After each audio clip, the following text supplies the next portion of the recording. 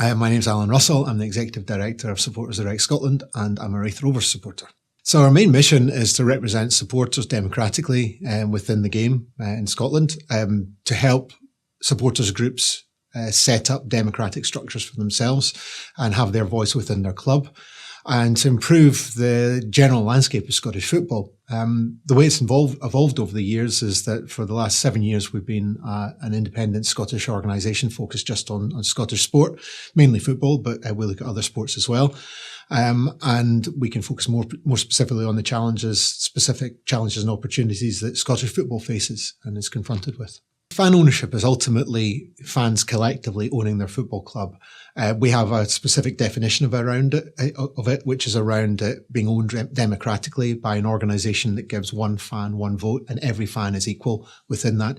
So if fans organise themselves and take a structure that gives that same voice, equal voice to every fan, and then own the majority of the shares in their club, we class them as being fan-owned. Sometimes call it community-owned, and sometimes there's no difference between those two terms. But sometimes, people want to use one term or the other to describe it. But it's ultimately the majority, so 50% plus one of the shares in the football club being owned by that organisation that gives every single fan a voice, an equal voice, and doesn't present any barriers to fans becoming involved. So it's low barriers to entry for individual fans. Ideally, it would be free to be a member of that, but in practical terms, there's some cost in it, but keeping that to the minimum so as many fans as possible can have their voice. Well, I guess when they're on the beginning of that journey, if they already have a legal structure that they work within, that's great. But if they don't, we can advise them on how to set up, usually as a community benefit society, so that fans can have a shared legal identity that they can work under, and can use to strengthen their objectives. We help them have a conversation with the people owning and running the club to see what might be possible and how to shape that up. Sometimes that's an easy conversation. Sometimes it's a difficult conversation. Sometimes it's a conversation that people don't want to have. But when it's working well, it's seen as a natural step along the journey of the club engaging with its fans and operating sustainably and having a really solid connection to its community. So we help with those basic, the boring but important structural pieces that they need in order to be able to do that and start on that journey. And as they get further along that journey, we help them navigate challenges and opportunities as they come up, and structure their deal, if there is a deal to be made, in a way that's going to be best for the supporters, best for the community, and ultimately best for the club. In the SPFL, the 42 clubs within the SPFL, 8 of them meet that test, that are more than 50% of the shares owned by a democratic fan organisation. There are a couple more that are almost meeting that description, but not quite. For example, Falkirk have got quite an innovative approach to fan ownership, in that they call it the three-legged stool. So the fans are one of three legs. So the fans own a third of the club. Large investors collectively own another third of the club, and smaller investors own a third of the club. And they have, governance arrangements that say, this is how the club runs, and it's community focused. And so it's almost there. So in practical terms, it is there, but it's not included in the 8 that we normally talk about, because we have that 50% plus one definition. Outside of the SPFL, a lot of clubs are unincorporated, but there are a couple in the Lowland League and the Highland League who are fan-owned clubs as well that meet our definition. So we can expand that to say 10 clubs within the top 5 tiers of Scottish football meet that standard. I think all 8 are very good examples of fan ownership working well, because they are there, they work, and they're stable, sustainable clubs with shared ownership. And that's what I really look for in a football club, however it's owned, is that it's got a stable and sustainable form of operating and thriving as a football club. Shared ownership is a means towards that end, and fan ownership is a means toward shared ownership. So that no one person can control the club, no one person can get it wrong and have to stand on their own. So if things go wrong, you stand together and you fix it together. So even our fan-owned clubs that have had difficult seasons, they do it together and they recover from it together. So I think that's proving the model, proving the concept, and what I would aspire to for my own club. In conventional terms about succeeding in football terms, I guess you would look at the clubs higher up the SPFL. So if you're doing well in the top division and competing in Europe, then in conventional football terms, you're doing great. If you are making profits or breaking even, you're actually doing better than most clubs in Scottish football.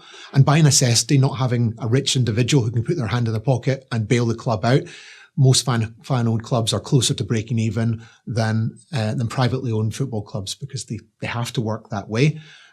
So that's lower risk in itself. So just by nature of being fan-owned, I would say, they're all great examples.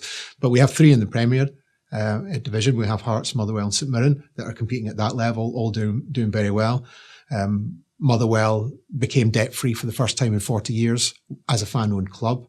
Hearts are, most seasons, and I think probably it's true this season. I'm not sure. Actually, I need to check the league table right now, but they're generally performing the best in league table terms and competing for Europe. St Mirren are and I don't mean this as a negative, a smaller club than both of those two, but they seem to have cemented their place in the top division and are outperforming a lot of clubs that look bigger if you look at them in just terms of fans, numbers, and their history. So those 3 are doing really, really well. We've got clubs in the Championship, League One and League Two, that are all doing okay and thriving, and certainly are in a much better place than at times in their history.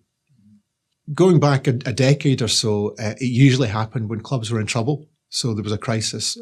There was sometimes a very existential crisis for the club. Look, it may have gone out of existence if somebody didn't step in. And fan groups are often owners of last resort. Nobody else would touch those clubs because they were in such a mess. What we found in the last few years is that clubs have been moving proactively towards it, and outgoing owners have actually seen it as, maybe this is the way for me to cement my legacy. So I'm not going to be around forever. Who do I want to run the club next? You look around the world, people who want to invest in football clubs, you might not like the look of all of them, but actually the people that are right on your doorstep that will care about your club and will protect that legacy and take it further are the ones to go. So we've seen a few, I sometimes call it structured transitions towards fan ownership, where either an outgoing owner or a temporary owner basically keeps things going until the fan groups are ready to take it over fully. And that transition to fan ownership happens over a number of months, usually actually a number of years. If you think Hearts, it's probably about 7 or 8 years in between the Romanoff era ending and the foundation of Hearts formally taking the majority shareholding there. At St Mirren, it took about 5 years with Gordon Scott basically being the custodian for the club until the St Mirren Independent Supporters Association were ready. Shorter transitions at Morton, for example, where I think it happened in less than a year when the Ray family handed over to Morton Club Together. So that's becoming more the norm, where you have these gradual and structured and careful transitions into fan ownership. So the fans can get ready, learn how to do it, get some experience of what the club's actually going to take to be successful, and also raise the money so that they can buy the stake in the club, build up a little bit of a buffer so that they can actually run to a desirable business model and an operating model going forward. The biggest one is that the fans run the club. And the Foundation of Hearts have been very good at saying, we own the club, we don't run the club. So we don't give, Davy in Block 6 a choice over who plays at right back. So a big one is that when you're fan owned, everybody gets a say, and they're democratic organisations. But every one of the fan owned clubs in Scotland appoint a board to run things for them.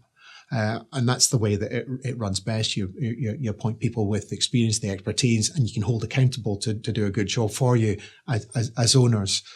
One of the other misconceptions about fan-owned clubs is that they have to be wholly fan-owned, that they can't have any other investors. And that's, it can be further from the truth. And you look at some of the biggest successes in fan-owned clubs is that they provide that stability and sustainability that other people want to invest in, because they know when they invest in that club, that club's going to run well, and it's going to do a good job with the funds that they provide there. And I think the reason it does that is that there's nobody that can take money out. So when your club is fan owned, the people who own the club, the fans that own the club, none of them benefit financially by taking money out. You can't say that about private owners. So that makes it a more attractive proposition for co-investors, minority investors or minority shareholders. You also have other types of partnership that can happen with commercial partnerships and charity partnerships. This is happening at St Mirren with Kibble being a minority shareholder there because they see what the football club is for the community being very, very well aligned with what their charity is for the local community, and that they can together, develop the young people of Paisley through the football club. Well, I think what is more viable in Scotland is fan ownership at the highest levels of our league structure. Frankly, English football is a mess financially, that every club loses vast amounts of money every single year. Just to survive at the bottom of the Premiership, you need very, very, very deep pockets. That's not the case in Scotland. I mean, it's true that in Scotland, most clubs lose money each year, but the numbers are much, much smaller. So it's more in easy reach of fan groups, but also proportionately it's smaller. It's a smaller loss compared to the operating budgets of our clubs. So it's easier to happen there. We have more clubs per head of population than in England. So our clubs are generally smaller and closer to their communities. So it's easier to tell that story about, this is a community club. This is part of the fabric of our town or our city. So it's easy to get that message across and bring the whole community along, with it. So I think that's probably a difference between Scotland and England. If you look at clubs of equivalent size, south of the border to north of the border, you're really comparing clubs in the Premiership or Championship in Scotland to clubs in the fifth, sixth or seventh tier in English football. And if you look at the levels of fan ownership that exist there, it's probably quite similar to in Scotland. So if you look at clubs of equivalent size, I don't think there's that much difference. But in terms of clubs competing at the highest levels in our game, there is a significant difference there. I think there's also different social norms, political attitudes in Scotland that make fan ownership, collective ownership a little bit easier. And that's not the truth for the whole of England. I don't want to say that everybody in England has one set of views and everybody in Scotland has another set of views. But the further north you go on this island, the more left-wing voices you hear. And collective ownership is ultimately quite a left-leaning idea that finds a natural home in Scotland, whereas in parts of England it's not as well received. So I think that's a big difference in terms of our attitudes and our cultural appetite for getting involved. It's harder to find somebody with deep pockets who will put their money in to bail the club out. People generally want to own the club before they're putting their money that way. That's not always the case. You have almost philanthropical benefactor investors in Scottish football who want to put their money into fan-owned clubs. They don't generally put that money into privately owned clubs. So they may not want to own it themselves, but they want to make sure it's the right kind of club to be investing in. So, in terms of financial risk, you have to have a different appetite for that. I think there's a sense of responsibility when you're the stewards or the custodians of your club that you don't want to break it for future generations. So that in fan-owned clubs, you generally see yourselves as in the individuals who are there as being passing through, but the club's there forever, and the fan group that owns the club is there forever. So that changes things a little bit. Certainly on community engagement, there's definitely that's a big focus of most fan-owned clubs. They want the club to be fan-owned because they want it to be around forever, because they see it as having a really strong place in the local community. And to engage with the community is a big part of that. I think, to be fair to the clubs that aren't fan-owned, that's pretty much the standard in Scottish football anyway. Most, if not all clubs have a very, very strong community programme that they want to engage people with. In terms of sustainability, I think that would vary from club to club. Certainly on financial sustainability, that's for the same reason I talked about financial risk.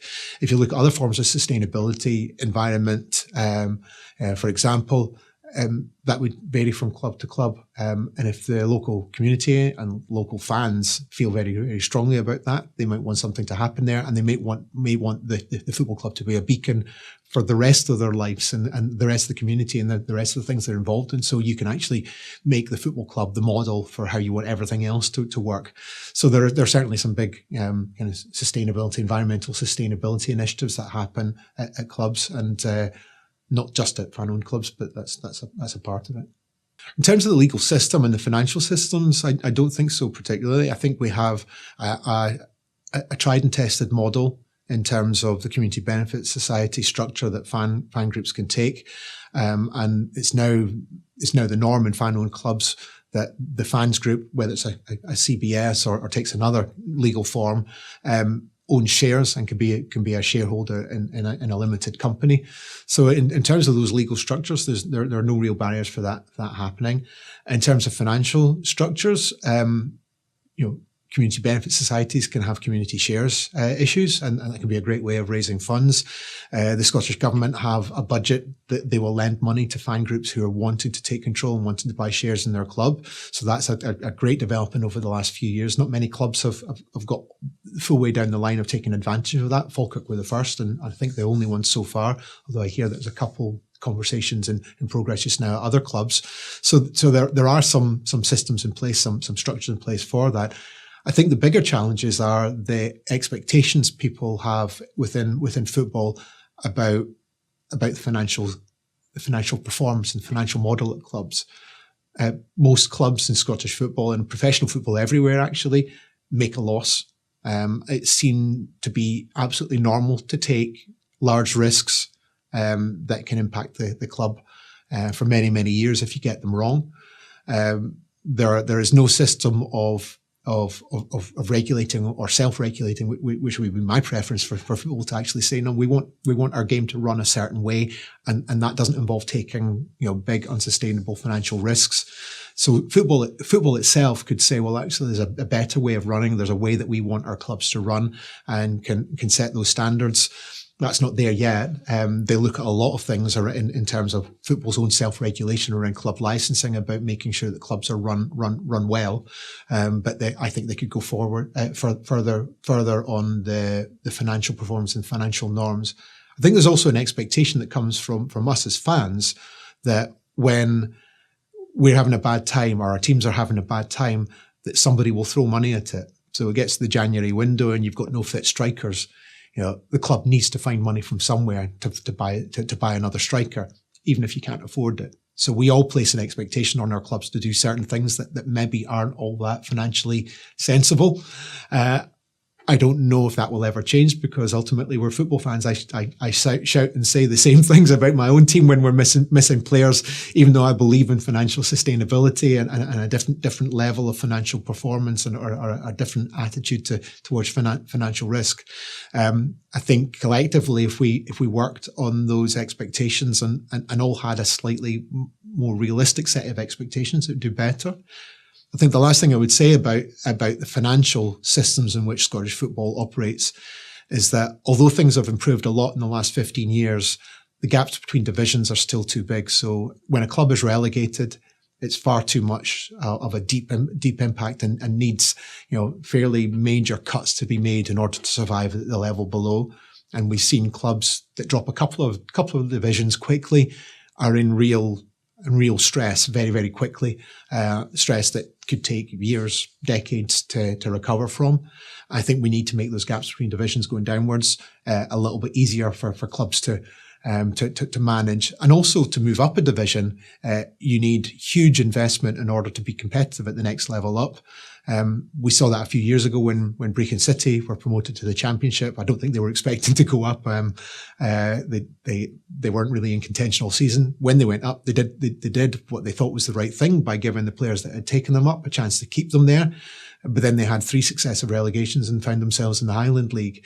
And relegation shouldn't have those impacts that you can fall and keep on falling, but also promotion shouldn't have that big challenge that you have to do something unsustainable just to compete. You should be able to do what Brecon did and say, well, we'll go up and we'll have a season in the Championship. We'll have fun. We'll enjoy ourselves. And if it only lasts the season, it only lasts the season. So that's a big challenge. And I think we need to do better about smoothing that journey upwards and downwards for clubs, so that that we can basically see promotion and relegation as being normal. And in a country like Scotland with 4 small divisions, 30% of clubs every season will change divisions. So that should be just a normal thing, and it shouldn't be a catastrophe if you go down a level. And if you're good enough, you should be able to bounce straight back without finding yourself below a glass ceiling. I hope the future holds more fan ownership at more clubs. I think that will happen. It may not happen quickly, but I think there's a general trend towards it. I think outgoing private owners are looking at fan ownership in a different way than they did a decade ago, when there weren't as many great examples to look at and seeing it working at every tier in our game. I think degrees of minority fan ownership will come into more clubs. So, fans being able to maybe not take a majority stake in their club, but raise enough money to take a seat at the table, to buy enough shares to be on the board or directors at their football club. I think that will grow. And I think the way that fan-owned clubs run, it will be proven after a while that they run in a way that's more sustainable. So even clubs under private ownership will actually be looking at how, currently those 8 clubs in Scotland do their business and say, well, actually, let's run it the same way as ourselves, even if we've not got that same ownership model. I think, ultimately, it will become a normal and an unremarkable thing for a club to be fan owned, and that club won't be seen as any different than a privately owned club. One of the big benefits of fan ownership model for the clubs is that there's no better way of engaging your fans than having an invested owner and a group who collectively own the club and see themselves as the stewards, the safeguards for the club. So I think that's what every club would aspire to, having a really, really engaged set of fans who buy the shirt, buy tickets, support the team through thick and thin. That if results take a downward turn for a month or two, or even an afternoon, people aren't panicking and people stick with them and keep on coming back even when times are bad. I think for fans, the benefits are that you feel more of a connection towards the place where you spend 2 hours on a Saturday afternoon, that you feel that it's your club, that you're part of things, that it matters to you, that you matter to it.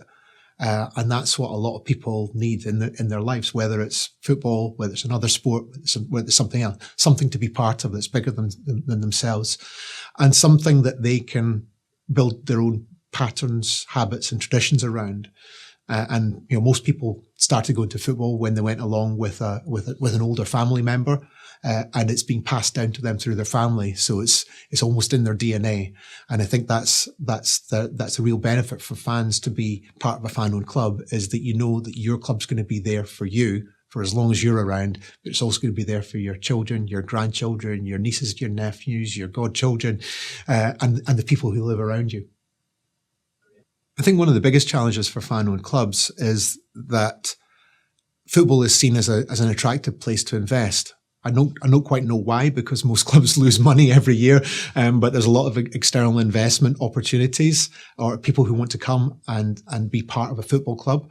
And we've seen it in recent years in Scotland with people wanting to invest in clubs that are already fan-owned, dilute that fan ownership stake, sometimes, so it's still a majority fan-owned clubs, but sometimes wanting to take the club over entirely, or to dilute the fan ownership stake below that. Those people will generally offer some really, really compelling visions about what the club would look like if they invested, that they will take the club further. They'll be able to compete at a higher level. You'll be able to watch, much greater standard of players, and you'll be able to, compete at a level that you've been unable to before. Those promises, they can be genuine, they can be good. They're generally not going to last forever. And generally a new investor coming in is only going to be around for the time that their money is, or that they're around. So it takes away from clubs being, permanently fan owned and having that generational future guaranteed as a fan owned club at the heart of their community. So I think that's a challenge, to be able to say, It's not that we don't like money, and it's not that we don't like competing at a higher level, but but the benefits, the advantages of fan ownership are in a different sphere than these footballing benefits, these shorter term benefits, and how you weigh up the long-term benefits of fan ownership with the short-term benefits of a quick influx of cash. So I think that's a really difficult conversation to manage. Everybody who's a fan of a club, whether they're part of the fan ownership group or not, is a fan of football, and they want to see their team doing well. Nobody enjoys getting beat every single week or muddling along in mid-table if you think, well, if we did this differently, we'd be at the top of the table, or we'd be at a higher division, or we'd be qualifying for Europe. So we have to temper our own ambitions as football supporters with the realities and the priorities we have about the future of our clubs. And that's a difficult conversation to manage. And it's easier to sell the benefits of this is going to be brilliant. We're going to be the third force in Scottish football, which is a phrase you hear an awful lot. You can say, well, yeah, will you? A lot of people promised that at clubs previously, and it doesn't happen all that often. But even if you are the third force, how long will that last? And what will it be like when you crash back down?